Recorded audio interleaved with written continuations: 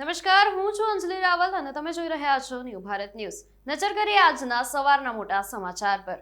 રાજ્યમાં વરસાદની આગાહી આવી રહી છે, ત્યારે આજે 13 જિલ્લાઓમાં વરસાદની આગાહી કરાઈ।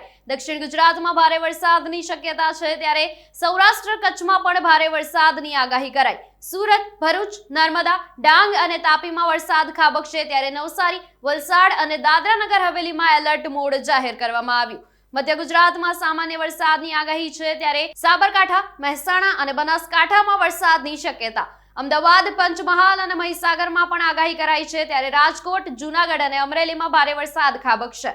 ભાવનગર અને ગીર સોમનાથમાં વરસાદની શક્યતા વ્યક્ત કરવામાં આવી રહી છે, ત્યારે ટ્રફ સિસ્ટમના કારણે રાજ્યમાં વરસાદી માહોલ રહેશે। ડાંગ જિલ્લામાં વરસાદી માહોલ જે છે જોવા મળ્યો છે, ત્યારે વહેલી સવારથી જ અલગ અલગ વિસ્તારમાં વરસાદ ખાબક્યો। ડાંગ, આહવા, સાપુતારા વિસ્તારમાં વરસાદ ખાબક્યો, ત્યારે રાજ્યમાં વરસાદી આગાહી વચ્ચે ગરમી યથાવત છે।